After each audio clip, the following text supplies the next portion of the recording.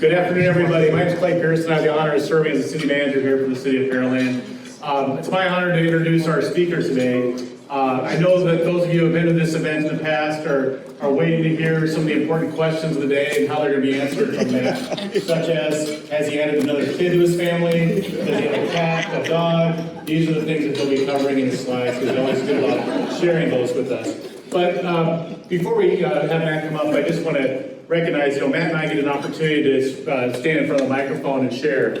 But we realize completely that economic development is a team sport, and we value and appreciate and must have everybody's involvement on that team. The chamber is obviously an institutional member, but everybody here has a role in that. When you speak to your friends and your colleagues and your vendors and your business partners and you talk about Pearland, what you'll hear today will give you an opportunity to tell that story and share some of the things that are going on here and some of the opportunities. So I want to thank you and ask your engagement in that teamwork. I get to be a part of a great team at the city of Pearland. Some of them are here today. They are dedicated, along with us, to serving the community, making sure that we're competitive, that we wake up every morning and we're thinking about how we can be the best possible place for business to thrive. And we know it's a competitive environment, and so the work that you're going to hear about is all geared towards that effort and making sure we stay on top of our game. So Matt Buchanan is a trusted and great colleague at the city of Pearland that I've had the good fortune to work with. He's somebody that obviously sees the big picture and the strategies, you'll hear about the new Pearland Prosperity Plan, how integral that is. We need a plan because there's lots of directions we could go, but a plan like that is how we are grounded and we direct those resources and strategize within that framework. But Matt's also somebody that sees the details, and that's something else that we must have, and that's the execution. Matt is infamous within our city hall for always making concerns about if we're not maintaining the rights of way, and I appreciate that because that can be lonely sometimes, but he's also got that eagle eye out, and we need that as well as all of you. So his bio is in here, we know Matt, and let's get on to hear from him. Matt Buchanan.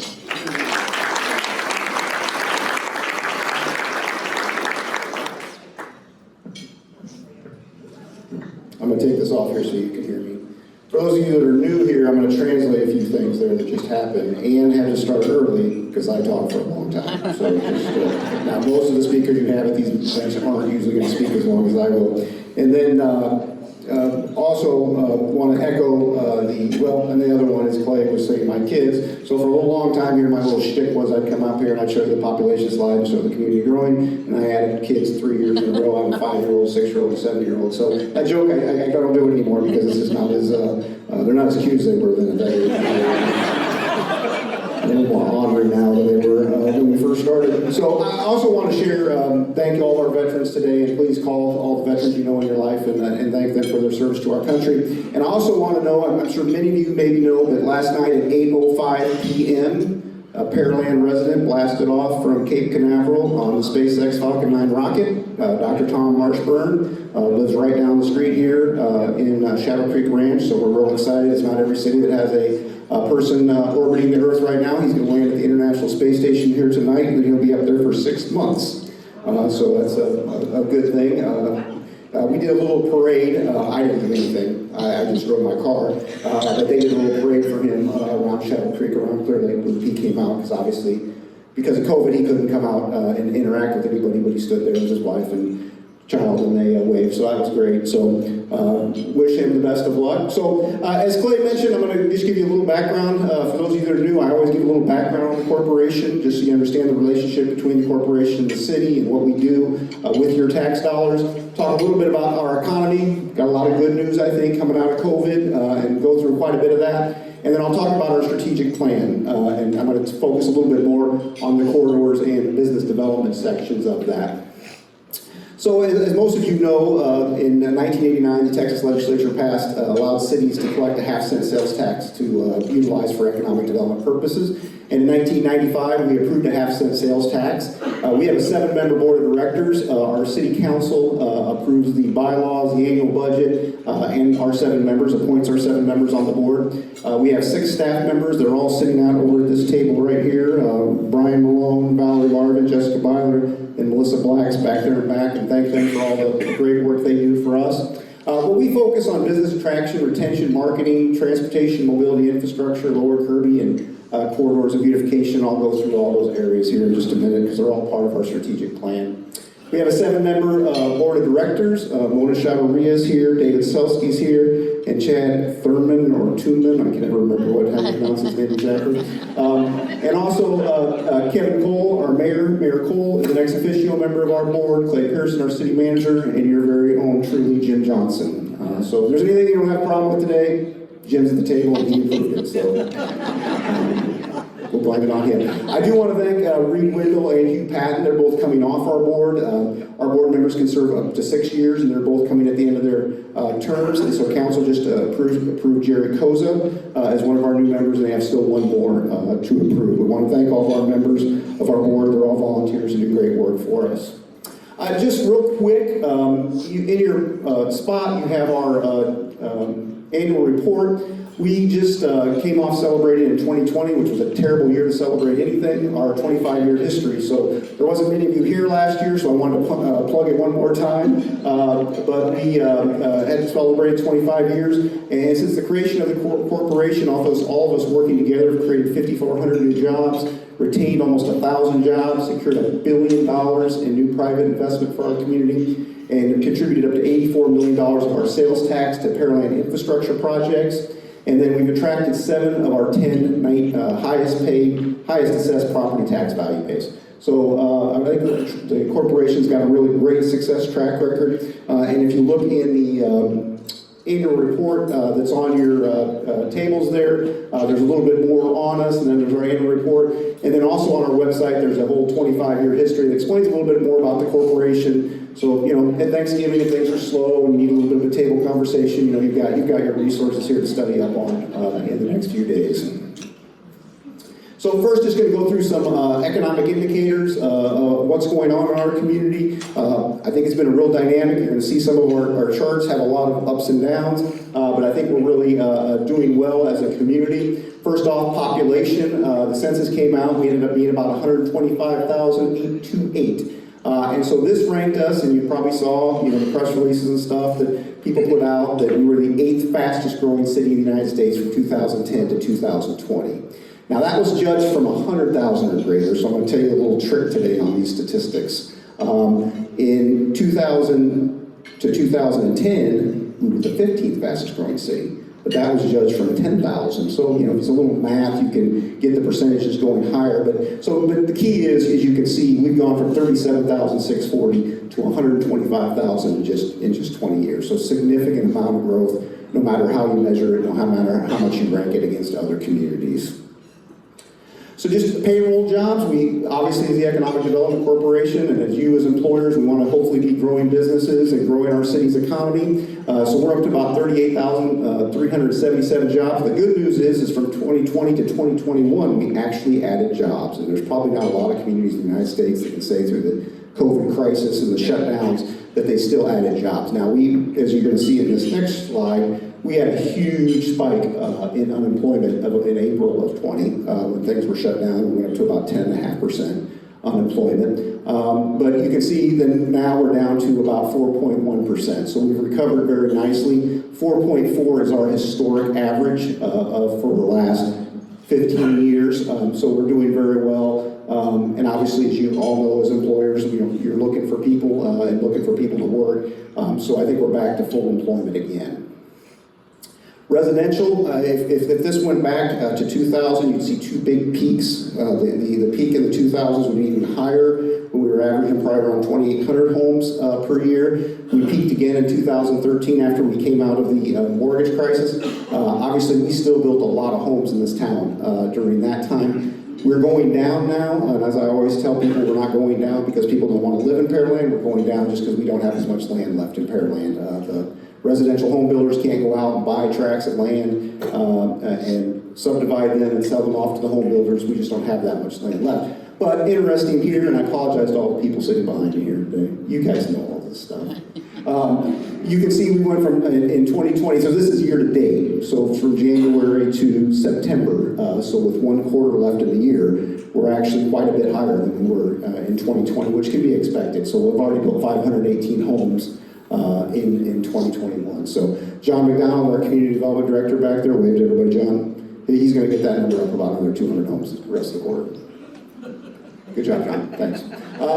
So then let's talk, I'm going to talk about sales tax for just a few minutes. You can see in 2020, we actually had a better year of collecting sales tax in the city of Pearland than we did in 2019. So 2019, as the oil and gas economy started to fail a little bit, actually cost us more, and we were ended up at 33.8. So this is 1.5%. So this is the amount the city and the half-cent EDC tax.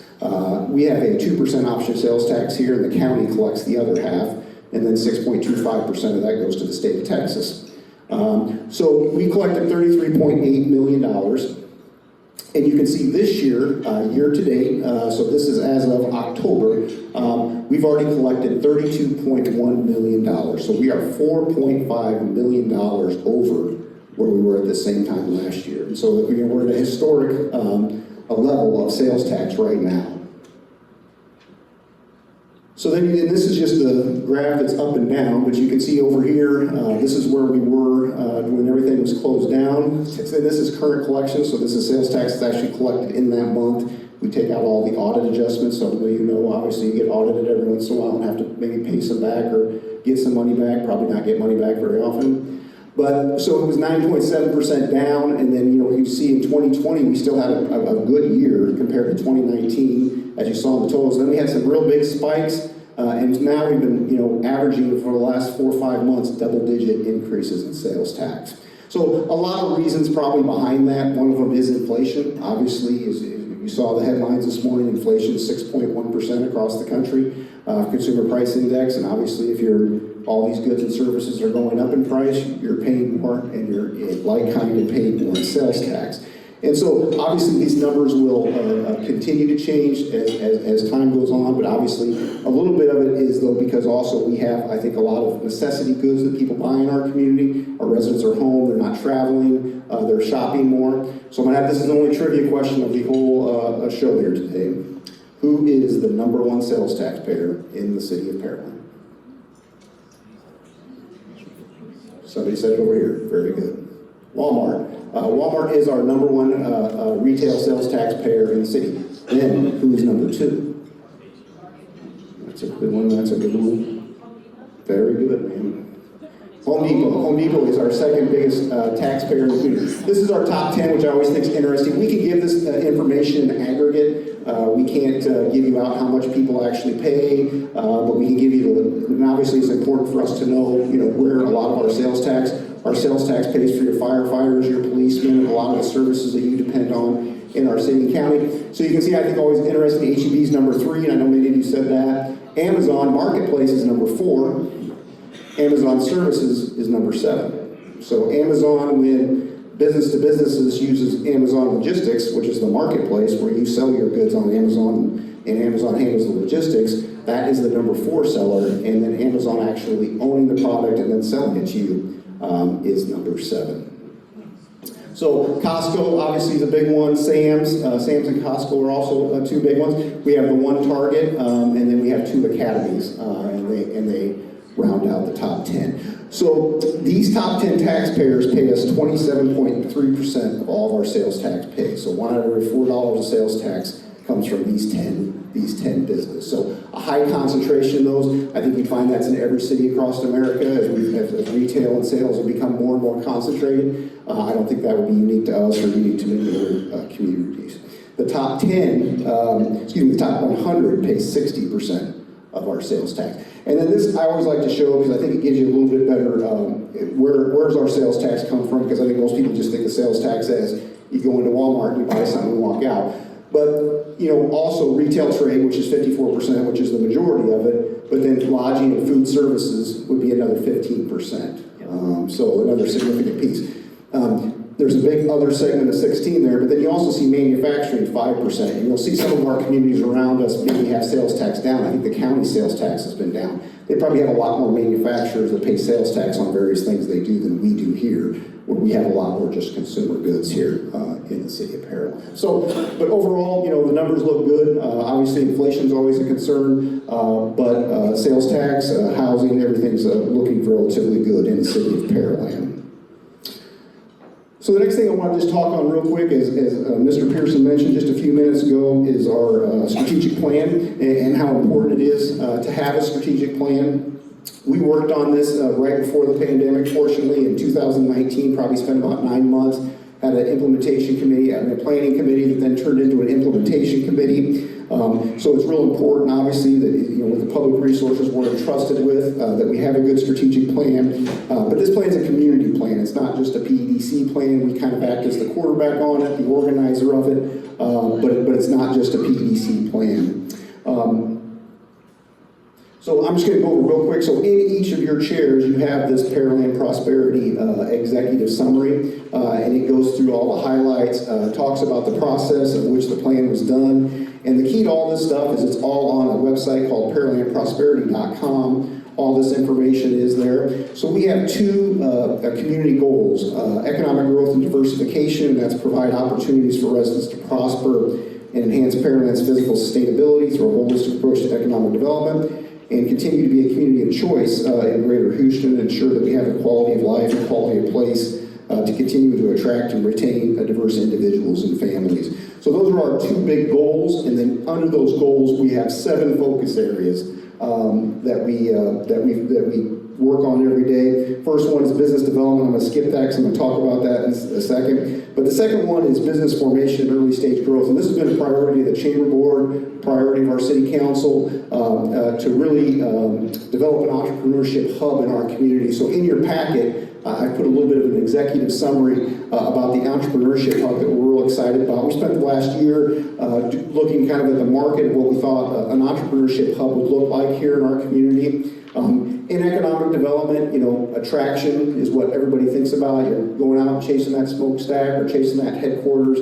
But then there's also retention. We spend a tremendous amount of time, and I'll talk about that in a second. But then entrepreneurship is another obviously key piece of the puzzle. So we are going to be establishing a entrepreneurship hub. City Council approved the expenditure at our meeting on Monday night. And the hub will, is the mission there. I'm not going to read it all, but really to enhance Pearland's innovation and entrepreneurship culture in order to create and grow businesses within the city. So we're real excited about this. Should be starting here. We're going to be partnering with the Cannon. Many of you might be familiar with the Cannon. They have probably 6 facilities all over the Houston region. We're not going to have a physical hub at this time. We're just going to do a virtual hub. We'll have an office space. It's not that virtual. But we'll have a navigator that'll be hiring, that will be working to run our hub. And then eventually we'll be creating a nonprofit that hub would, with a board of directors that would run and manage the hub. So we're real excited. I think next year at this time we'll have a lot more. We also in there have site development. We focus a lot in the lower Kirby area on State Highway 35 on developing sites for businesses. Corridors I'm going to touch on here in just a minute.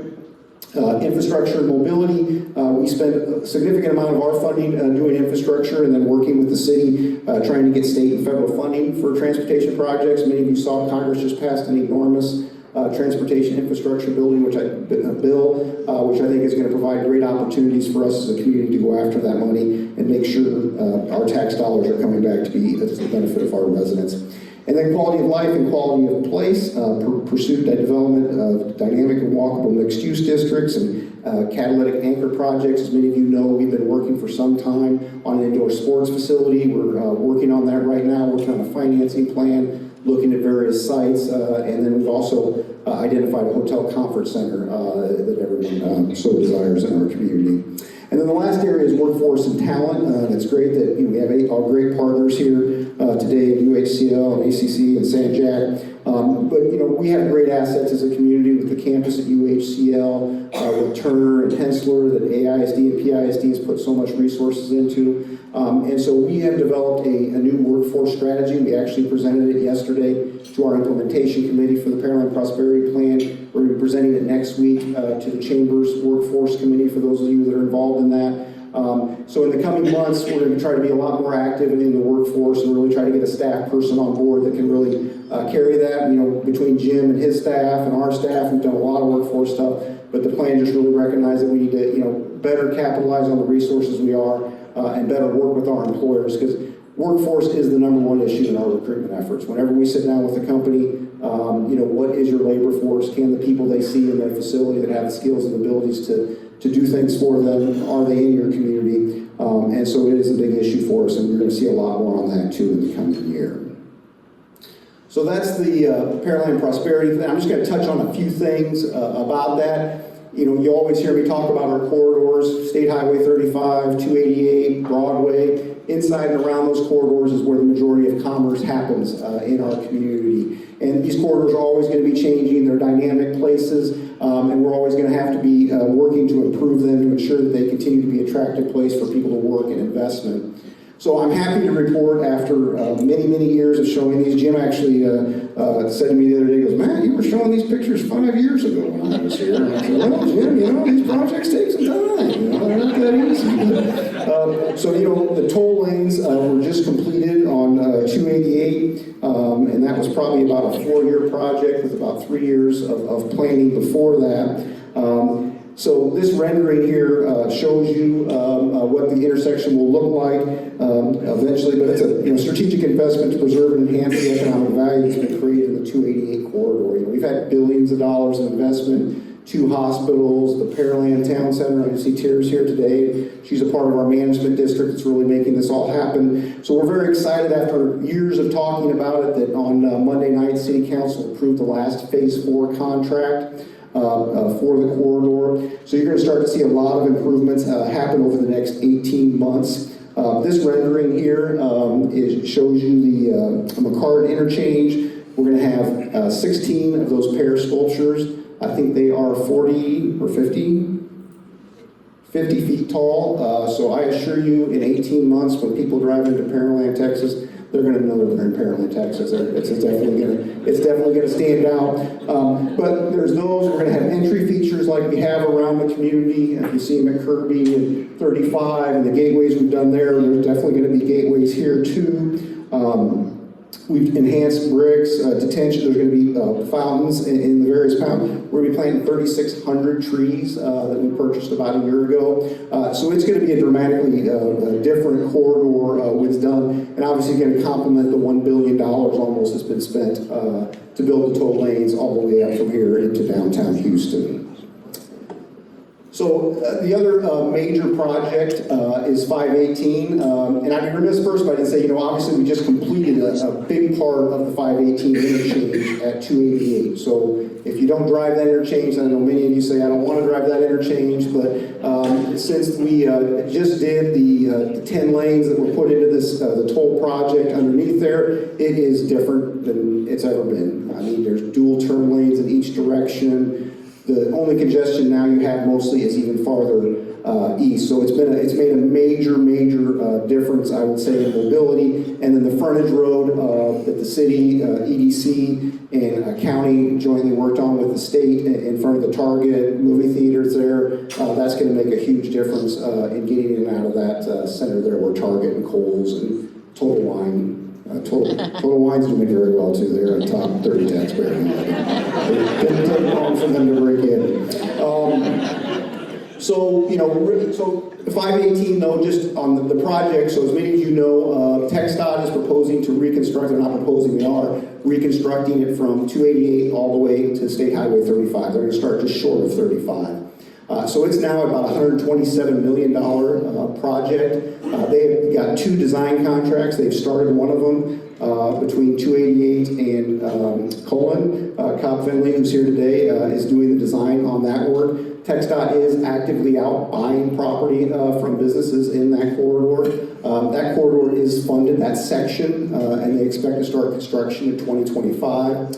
Phase 2, which goes from Colon over to just short of State Highway 35, is not funded, but they are going to do the design. And we would expect that TxDOT will have a meeting probably sometime next year, I'd say mid-year, maybe early year, to visit again about the mapping and the right-of-way acquisition they would need. As many of you might remember, the city and the EDC did a big study in the corridor and proposed to TxDOT to narrow, still have the same amount of lanes, because we've got to improve mobility in the intersection, in the corridor, but proposed to shrink the right-of-way from 150 down to 140. Which saved, I think, 5 or 6 acres throughout the corridor. So TxDOT's going back, and then they're going to have to come back and have another meeting, a public hearing. So that'll be the big thing, probably the next step that you'll see between that section between Colon and State Highway 35. But there's more information on the city's website. If you go under engineering capital projects, this is our Broadway corridor development plan. It's on there, and then it gives you a link to TxDOT's website too, which has a page on that. So continued progress on that. It's going to be a painful project when it happens,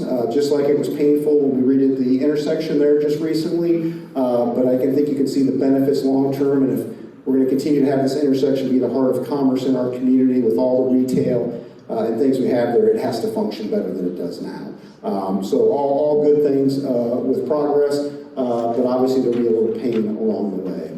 So the last thing on corridors is our State Highway 35 corridor. This is our oldest kind of corridor study. Well, I take it back, 280 is a little bit oldest. But 2006 we did this. We had 5 catalyst projects in the State Highway 35. You know, the vision is of 35 to be a high quality, consistently designed employment and business environment. So we had our Northern Gateway streetscape improvements, which we completed a couple years ago, and I think we get a lot of great compliments on how nice the corridor looks now.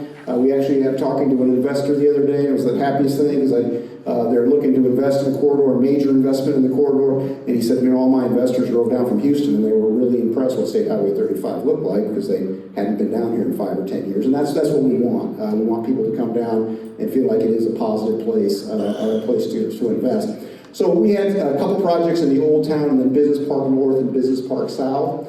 So this was the one project that we've been working on for about 3 years now. This is our rice dryer. We call our rice dryer redevelopment area. Just to give you a frame of reference, because I know this is the Walmart, and then this is the PISD administrative building. This photo is a little old, but it's a 3-phase project working on drainage, water, sewer reconstruction, and complete road reconstruction. It's about a $3.5 million investment by the Development Corporation.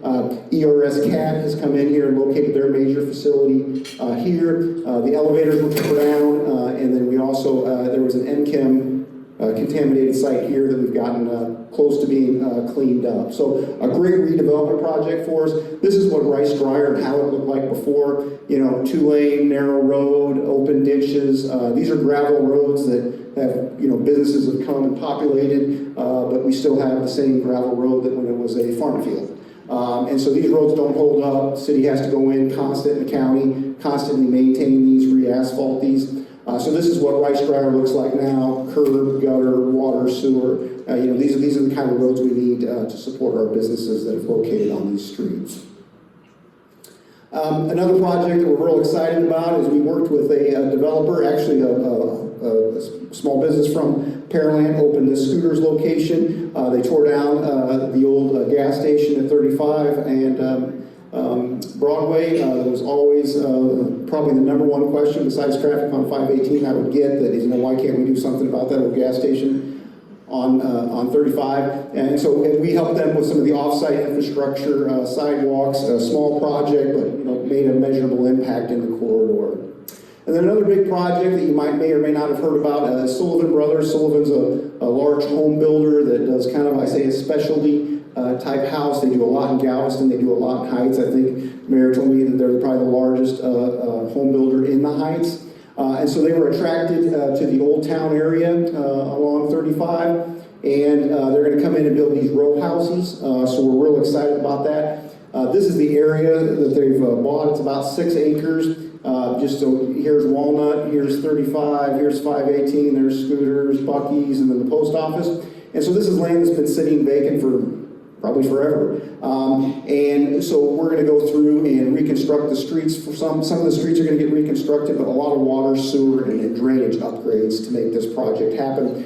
We're going to be doing about $3 million worth of work, but it's going to benefit all the businesses in Old Town in the southeast quadrant and all the homeowners that live in this area as we try to create more mixed-use walkable areas, which is another priority in the strategic plan. So this will be a real exciting project. I think they'll probably get started here probably maybe second or third quarter, and I would hope for maybe about a year and a half from now you'd see homes. The mayor wants to say something. Their plating is, I believe, being delivered on Monday. Okay.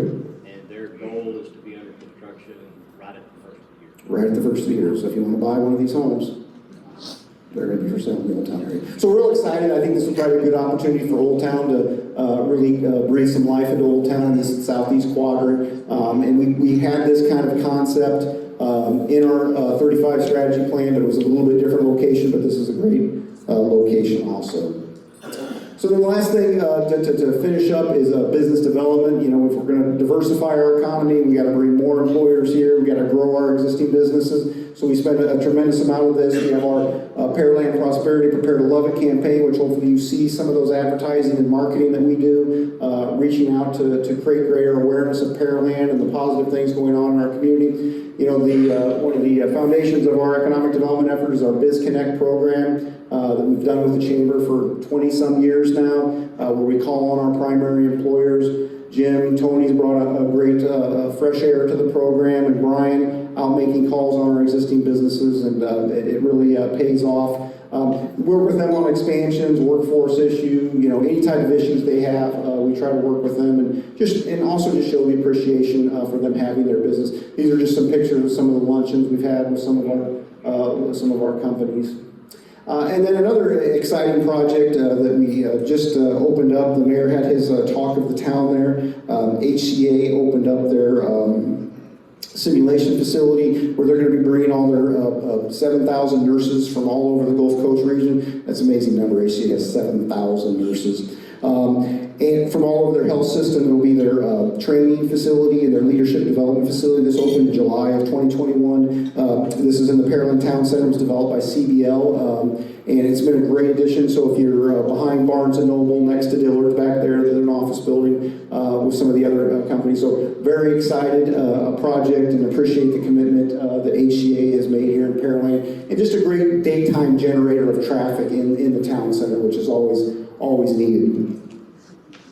And then the last thing here, we just made an announcement. Medical device company Millar announced their 56,000 square foot headquarters R&D manufacturing warehouse facility in our Lower Kirby district. We've always had a consistent effort to recruit life science medical device companies to the Lower Kirby district. They're a pioneer in the development of pressure sensor technology that's integrated into medical devices, and so we're expecting to have a groundbreaking in December of 2020. It'll be a great addition to the lineup there. This is right behind. This is actually property that the Development Corporation bought about 12 years ago. We had the CSI building in front, the cardiovascular systems building that we built and developed, and we just recently sold, and then we just recently sold this to Millar. So very exciting project. We're looking forward to Millar. We've been working with them for about 5 years on this project, but a great small company that we're happy to be adding to the lineup.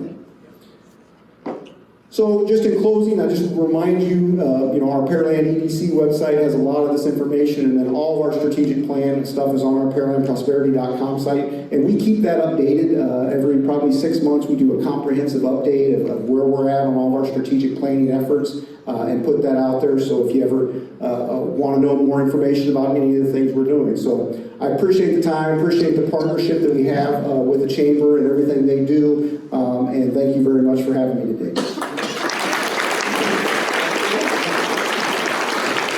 Gary Pearson asked the first question. He doesn't want to ask one. So I used to always have this other joke for those of you who knew, is there's always two Garys that always ask me, Gary Buchanan and Gary Pearson. Gary's gone now, so we're down to one. Question. We're down to one Gary. He's got a comment though. The facade for the company the city has improved. That's the first thing you see. You talk about it every year, so congratulations on accomplishing it. Thank you. Any other questions? Thank you.